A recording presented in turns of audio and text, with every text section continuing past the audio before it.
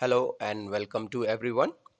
आप सभी का स्वागत है हमारे YouTube channel Balaji child development and guidance में। तो जैसा कि लास्ट टाइम हम लोगों ने चर्चा किया था लर्निंग के ऊपर और समझने का प्रयास किया था इसके स्टेजेस के बारे में भी, दैट व्हाट इज लर्निंग। सो थोड़ा सा रिकैप कर लें लर्निंग के बारे में।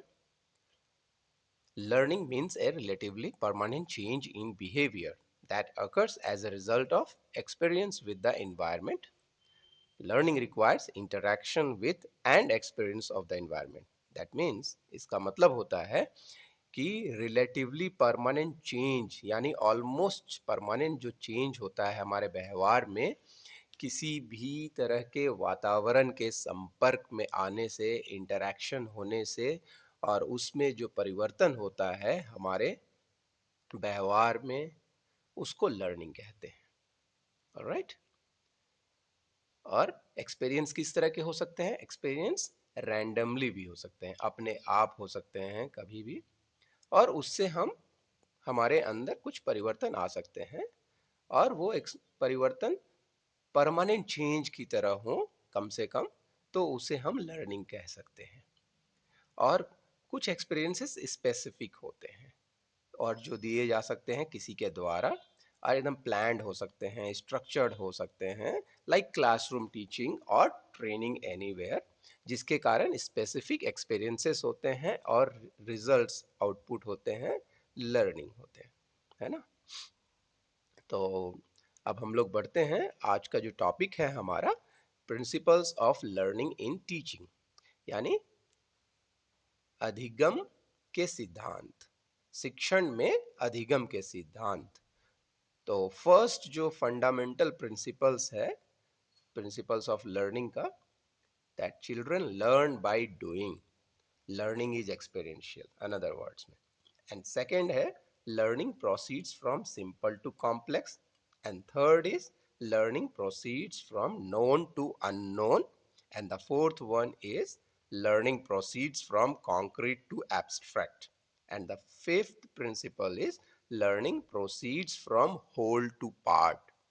तो आगे हम बढ़ते हैं हम लोग और थोड़ा थोड़ा विस्तार पूर्वक चर्चा करते हैं इन सब पे, अपनी जानकारी बढ़ाने का प्रयास करते हैं हर एक प्रिंसिपल्स के बारे में।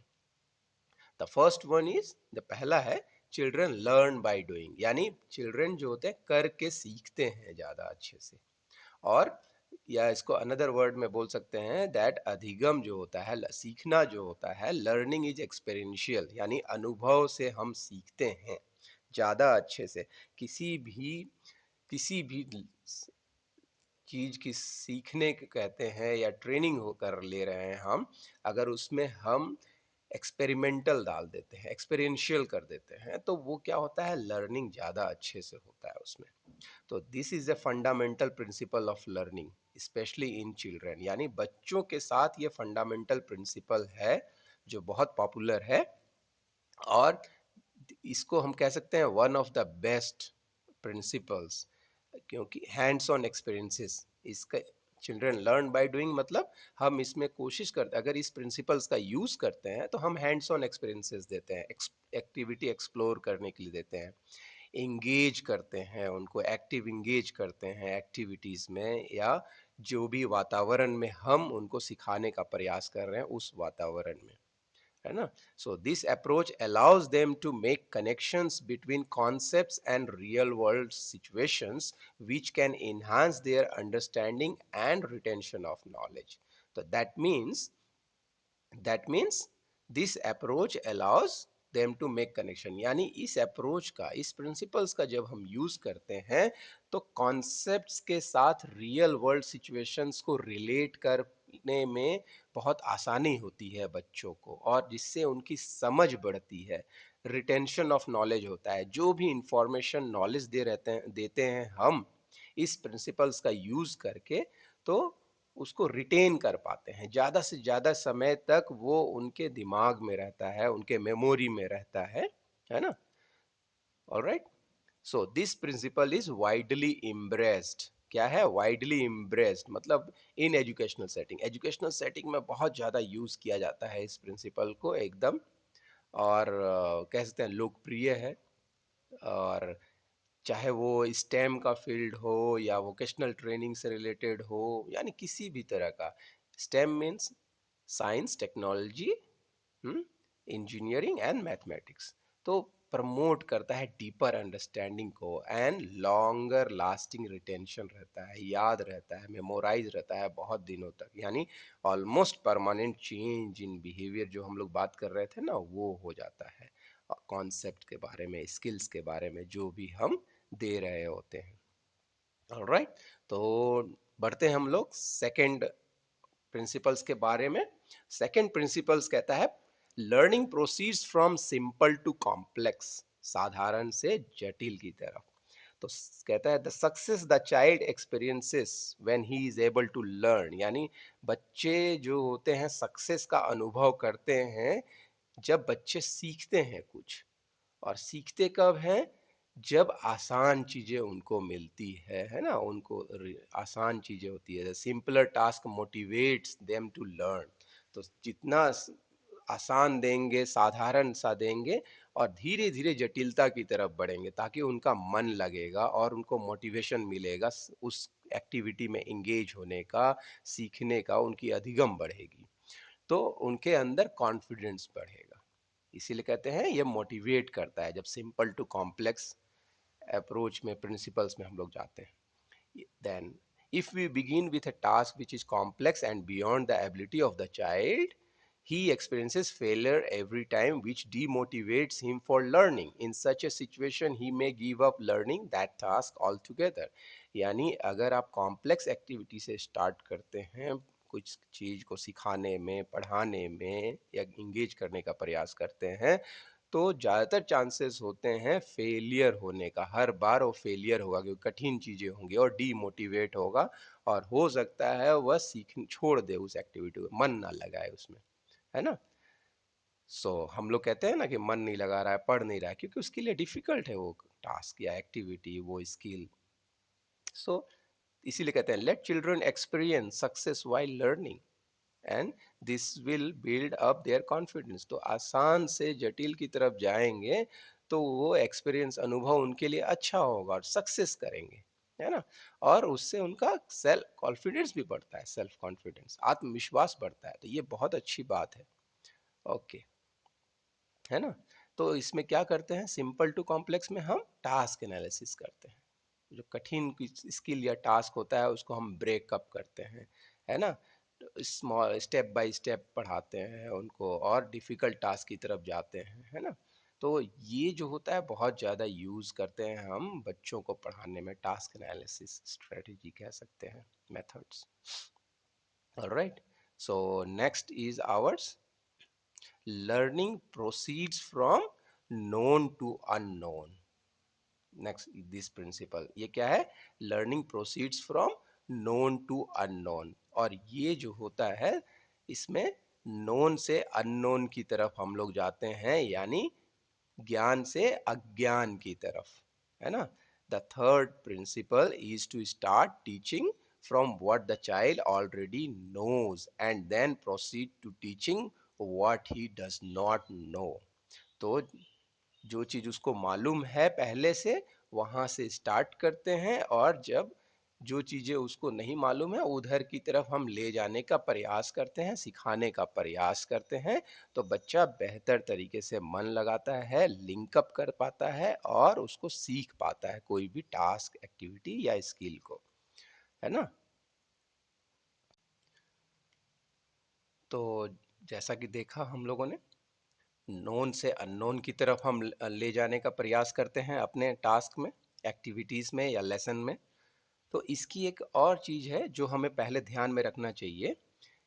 For this, we will need to know what skills or abilities the child has and the task the child is able to do presently। यानी कोई भी ट्रेनिंग या लेसन सिखाने से पहले या करने से पहले हम असेसमेंट करते हैं बच्चे का, बच्चों का, कि कौन सा चीज उसको पहले से आता है इससे संबंधित, है ना। तो हम पहले वहाँ से शुरू करेंगे जो नोन उसकी एक्टिविटीज़ है, नोन टास्क है ना। और उस information, based on that information we select the new skills and task for teaching. तो अब वहाँ पर हम लोग टीचिंग के लिए हम लोग स्किल्स चूज करते हैं, जहाँ से उसको नहीं आता है और जहाँ से आता है वो हम समझते हैं और उससे हम लिंकअप करते हैं, है ना। So before teaching a new task, revise previously learn task related to the new task. तो जब भी हम न्यू टास्क या न्यू एक्टिविटी, न्यू लेसन पढ़ाएंगे, हम क्या करेंगे, प्रीवियसली जो लर्न टास्क होगा, जो लेसन्स होगा, उसको हम रिवाइज करते हैं, है ना, रिलेटेड टू न्यू टास्क। जो भी न्यू टास्क हम करने जा रहे हैं, न्यू लेसन करने जा रहे हैं, तो पूर्व में जो भी उससे रिलेटेड हम उसको ज्ञान होगा, है ना, जो नोन होगा, वो चीज हम रिवाइज करेंगे, ताकि उससे लिंकअप भी होगा और उसको आगे पढ़ने में आसानी होगा। Alright. So so this principles क्या करता है, aligns with the idea of scaffolding in education, है ना। स्कैफोल्डिंग हम लोग टेक्निक्स यूज करते हैं ना, तो वो स्कैफोल्डिंग हम लोग बार बार बोलते हैं कि स्कैफोल्डिंग यूज करना चाहिए बच्चों को पढ़ाते पढ़ाते, है ना। तो ये इसी से रिलेटेड है, ये नोन टू अननोन की तरफ। तो हम लोग जब भी कहते हैं स्कैफोल्डिंग स्ट्रेटजी यूज करो, है ना, तो हम लोग कहते हैं ये नोन टू अननोन वाला प्रिंसिपल्स अप्लाई कर रहे हैं, जहां पर learners are guided through progressively more complex task और concepts starting from their existing knowledge base. यानी लर्नर्स को क्या करते हैं, जो बच्चे सीख रहे होते हैं या जो, उनको क्या करते हैं, हम गाइड करते हैं प्रोग्रेसिवली मोर कॉम्प्लेक्स टास्क की तरफ, है ना, जहां उनका पहले का जो पूर्व ज्ञान है वहाँ उस बेस से हम आगे की तरफ ले जाते हैं, अननोन की तरफ, और उसको अननोन मीन्स कॉम्प्लेक्स टास्क की तरफ। Like for example, in teaching a new math concept, नया मैथ कॉन्सेप्ट अगर हम पढ़ाने जा रहे हैं, तो a teacher might begin by reviewing what students already know about related topics before introducing the new concepts। तो टीचर क्या करेगा, मैथ का टीचर पहले रिव्यू करेगा कि क्या बच्चे को आता है मैथ्स, जिस टॉपिक को हम पढ़ाने जा रहे हैं, तो उससे रिलेटेड पूर्व ज्ञान को पहले देखेगा, रिव्यू करेगा कि क्या क्या चीजें उसको आती है ना, बिफोर इंट्रोड्यूस करने से पहले, नया कॉन्सेप्ट को इंट्रोड्यूस करने से पहले। और ये क्या मदद करता है, this helps to establish connections and make the new information more accessible and meaningful to the learner. तो ये इस्टेब्लिश करता है कनेक्शंस, नया इंफॉर्मेशन जो हम देंगे और पूर्व का, उसके बीच में कनेक्शंस इस्टेब्लिश करेगा, और लर्नर के लिए, जो स्टूडेंट है उसके लिए मीनिंगफुल हो जाता है इंफॉर्मेशन, लर्निंग बहुत मीनिंगफुल हो जाती है, अर्थपूर्ण हो जाती है, रियलिस्टिक हो जाती है। ऑलराइट।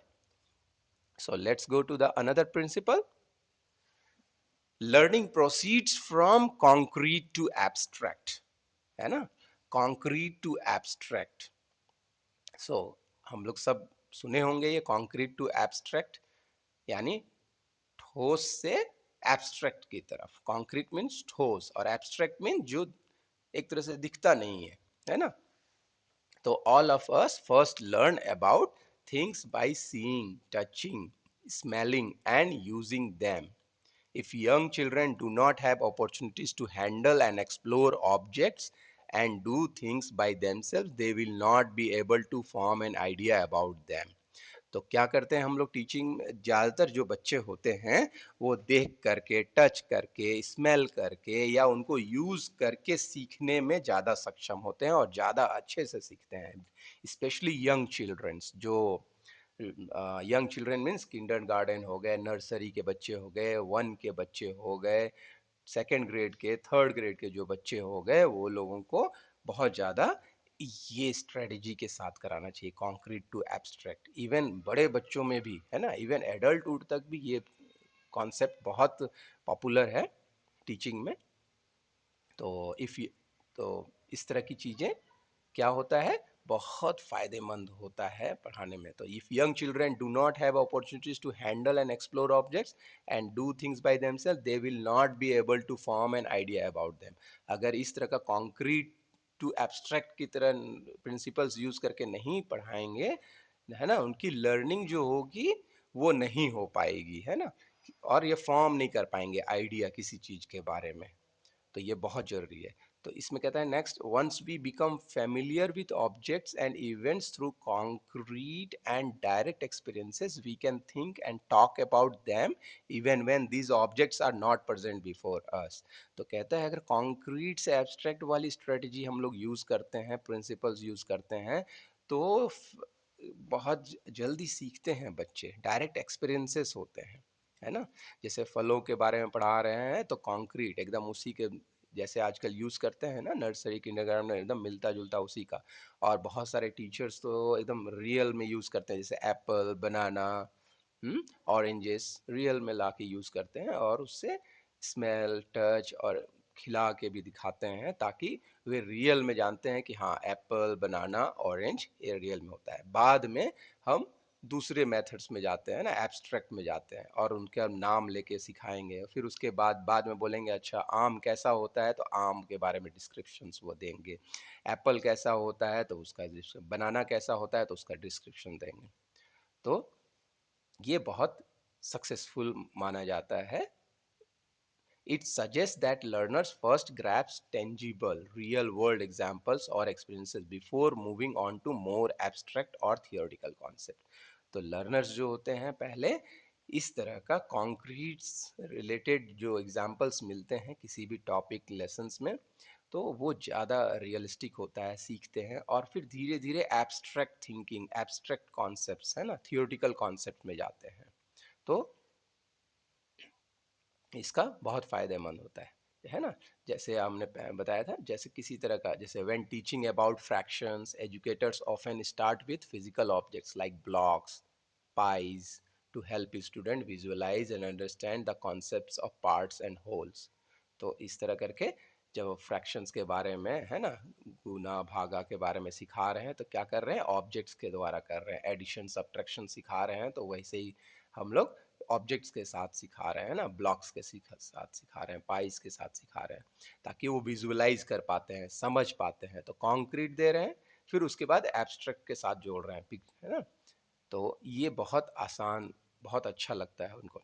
तो as student become comfortable with this concrete representations, they can then transition to working with abstract symbols and mathematical operations involving fractions. क्या होता है, कंफर्टेबल होते हैं इस तरह की स्ट्रेटजी यूज़ करने पर, कॉन्क्रीट टू एब्स्ट्रैक्ट। तो स्टूडेंट ज़्यादा से ज़्यादा अच्छे तरीके से समझ पाते हैं और फिर बाद में सिंबल्स को समझ पाते हैं और फिर सिंबल्स को कोरिलेट कर पाते हैं जब समझ बढ़ जाती है तो। और अच्छे से मैथमेटिकल ऑपरेशंस कर पाते हैं, फ्रैक्शंस है ना, मल्टीप्लिकेशंस, डिवीजन, एडिशंस, ये सब कर पाते हैं। सो thus the learning of any concept right from infancy to adulthood proceeds through the following three, यानी इन्फेंसी से लेकर अडल्टहुड तक हम इन स्ट्रेटजीज का यूज कर सकते हैं। कॉन्क्रीट स्टेज, पिक्चोरियल स्टेज होता है और एब्स्ट्रैक्ट स्टेज होता है। तो हमें इस कॉन्सेप्ट का बहुत ज़रूरी है यूज़ करना। पहले कॉन्क्रीट चीज़ों से सिखाइए, फिर पिक्चोरियल कीजिए, पिक्चर्स दिखाइए और फिर एब्स्ट्रैक्ट कॉन्सेप्ट में ले जाइए, है ना, थियोरटिकल कॉन्सेप्ट्स में। All right, so let's move to the another principle. Now our next and last principle is learning proceeds from whole to part. यानी द प्रिंसिपल्स, इसमें कहता है दिस प्रिंसिपल में लर्निंग क्या करता है, प्रोसीड्स करता है फ्रॉम होल टू पार्ट और suggest that learners first understand the overall concept. तो कई बार हम लोग इस प्रिंसिपल का यूज कब करते हैं, जब कोई बड़ा टॉपिक हो तो पहले क्या करते हैं, उसका ओवरऑल कॉन्सेप्ट देते हैं, है ना, या और बिग पिक्चर प्रस्तुत करने का प्रयास करते हैं और उसके बाद उसके अंदर इंडिविजुअल कंपोनेंट्स या डिटेल्स को हम चर्चा करते हैं और सिखाते हैं। तो इस अप्रोच के अंदर हेल्प करता है लर्नर्स को कॉन्टेक्स्ट, है ना, उसके सिग्निफिकेंस को समझने का, और फिर उसके बाद धीरे धीरे उसके पार्ट्स के बारे में। तो पहले क्या करना है, उसका एज ए होल उसको प्रस्तुत करना है और फिर जाना है पार्ट स्पेसिफिक। सो कहते हैं let children first learn the concept as a whole and introduce the details later. तो कॉन्सेप्ट, किसी चीज़ का कॉन्सेप्ट आप पढ़ा रहे हैं तो एज ए होल पहले पढ़ा लें, है ना, प्रस्तुत कर ले उसका बड़ा सा पिक्चर, और उसके बाद उसकी बारीकियों पर जाएं, तो उसको ज़्यादा अच्छे से बच्चा समझ पाएगा। बच्चा नहीं, कोई भी बड़े लोगों की ट्रेनिंग हो या क्लासेस हो, है ना, उसमें भी ये यूज़ होता है और ये बहुत अच्छे से कामयाब है। तो इसी को थोड़ा समझते हैं। Starting with the whole provides learners with a context that makes the parts more meaningful and easier to comprehend. तो पहले होल जनरल एक आइडिया दे देंगे और उसके बाद जब हम पार्ट्स पार्ट्स इंडिविजुअली पढ़ाएंगे उसमें स्पेसिफिक होके, तो वो मीनिंगफुल ज़्यादा होगा और ज़्यादा अच्छे से समझेंगे। तो कहते हैं ना, कन्फ्यूज़न क्रिएट हो रहा है, पता नहीं क्या पढ़ रहे हैं। अगर हम पहले पार्ट्स स्पेसिफिक चले गए किसी चीज़ के बारे में तो कन्फ्यूज़न क्रिएट होता है। तो पहले होल हम पढ़ने क्या जा रहे हैं वो पहले बता दें कि आज हम लोग ये पढ़ने जा रहे हैं और इससे हमारी ये ज्ञान वृद्धि होगी। तो एक लर्नर्स को एकदम कॉन्सेप्ट आ जाएगा कि हम ये पढ़ने जा रहे हैं, और तब उसके मीनिंगफुल होगा अंदर उसके पार्ट्स के बारे में जब पढ़ेंगे। तो कहता है कि it also supports deeper learning and the ability to make connections between different elements of a subject. यानी ये सपोर्ट करता है डीपर लर्निंग को, बढ़ाता है, और कनेक्शंस को between different elements of a subject. किसी भी टॉपिक का, सब्जेक्ट का जो डिफरेंट एलिमेंट्स है, डिफरेंट पार्ट्स है, उसके बीच में जो कनेक्शंस है उसको समझने में आसानी होता है, मीनिंगफुल लर्निंग होती है। उदाहरण के लिए, when teaching a complex topic like ecosystem, है ना, इकोसिस्टम अगर पढ़ा रहे हैं तो एजुकेटर्स क्या करेंगे, इनिशियली इंट्रोड्यूस करेंगे इंटायर इकोसिस्टम के बारे में, बदले बताएंगे कि आज हम लोग ये पढ़ने जा रहे हैं और इकोसिस्टम का मतलब ये होता है। तो फिर उसके बाद discussing it's components and interactions, है ना, उसके कंपोनेंट बनाएंगे और इंटरैक्शंस करेंगे। तो जैसे जैसे student develop a holistic understanding of how ecosystem functions, जैसे जैसे स्टूडेंट्स क्या करेगा, एक अंडरस्टैंडिंग बढ़ेगी कि एक होलिस्टिक मतलब ओवरऑल अंडरस्टैंडिंग बढ़ेगी कि इकोसिस्टम कैसे फंक्शन करता है, तब टीचर क्या करेगा, दे विल एक्सप्लोर, इंट्रोड्यूस करेंगे, और या स्टूडेंट क्या करेंगे, they can then explore each component in more details. Ecosystem के जो कंपोनेंट्स होते हैं उसको डिटेल्स में फिर एक्सप्लोर करेंगे, है ना, उसको जानने का प्रयास करेंगे, जैसे कि स्पेसिफिक ऑर्गेनिजम्स, एनर्जी फ्लोज और इन्वायरमेंटल फैक्टर्स के बारे में। ऑलराइट, तो यहाँ पर देखा आपने होल टू पार्ट में कैसे फैसिलिटेट करता है है ना, टीचिंग में, ये फंडामेंटल प्रिंसिपल्स ऑफ लर्निंग। तो मुझे उम्मीद है आप सभी को पसंद आया होगा हमारा ये वीडियो आज का, principles of learning in teaching, है ना। तो thank you very much, and उम्मीद करता हूँ आप हम लोग को इसी तरह बढ़ावा देते रहेंगे, और बहुत बहुत धन्यवाद आप सभी का।